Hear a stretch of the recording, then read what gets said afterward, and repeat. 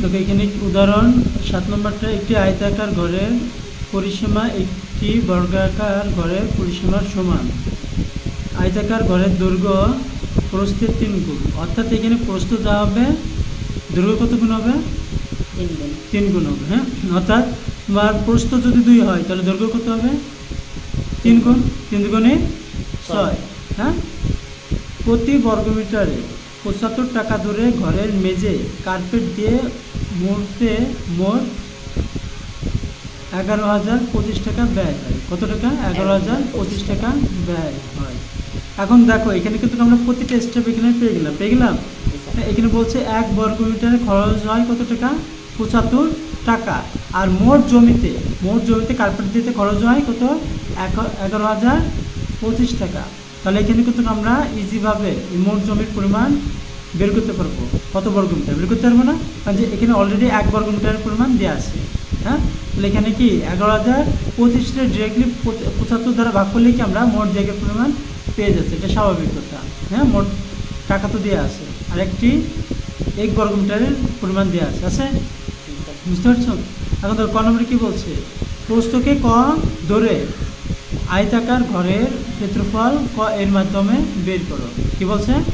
প্রস্থকে ক ধরে আয়তাকার ঘরের ক্ষেত্রফল ক এর মাধ্যমে বের করো। অলরেডি এখানে দিচ্ছে কি আয়তাকার ঘরের, এখানে অলরেডি কি দিচ্ছে বলতো? আয়তাকার ঘরের দৈর্ঘ্য প্রস্থের 3 গুণ। হ্যাঁ, দৈর্ঘ্য প্রস্থের কত গুণ? 3 গুণ। তাহলে এখানে কি প্রস্থ ক, তাহলে দৈর্ঘ্য কী হবে? 3 ক, স্বাভাবিক কথা। হ্যাঁ, দেখো তাহলে এই অঙ্কটা এখানে কি আছে? ক নম্বরটা। ক নম্বর আমরা তাহলে কী লাগবে বলো তো?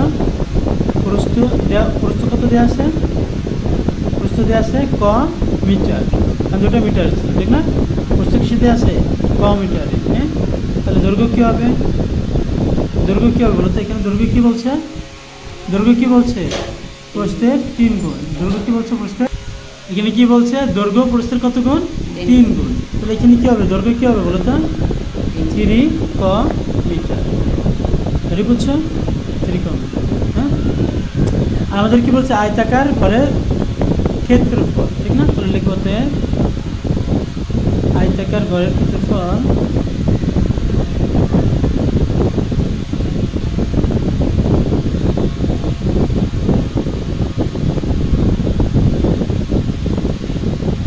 তাহলে আয়তাকার ঘরের ক্ষেত্রফল কী হবে? সূত্র কী হবে? দৈর্ঘ্য গুণ প্রস্থ।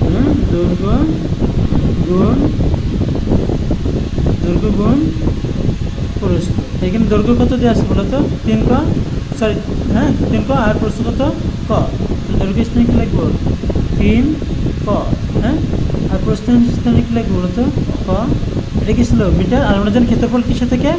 বর্গ মিটার। কিসে থেকে? বর্গ মিটার। তাহলে এখানে কি 3 ক, তাহলে এখানে কি হলো? 3 ক গুণ ক কী হবে?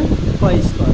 আমরা জানি দেখো এক্স গুণ এক্স কী হবে? X square. হ্যাঁ, এক্সের পাওয়ার 5 গুণ এক্সের পাওয়ার 7। হ্যাঁ, তাহলে কি এখানে কী হবে? আমরা জানি যখন ভিত্তি সেম থাকবে এবং পাওয়ার আলাদা থাকবে, পাওয়ার গুণ থাকবে, কি আকার থাকবে, তখন কি পাওয়ার কী করতে হয়? যোগ করতে হয়। তাহলে এখানে কি 5 আর 7 যোগ করলে কত হয়? 12। বুঝছো? কিন্তু মনে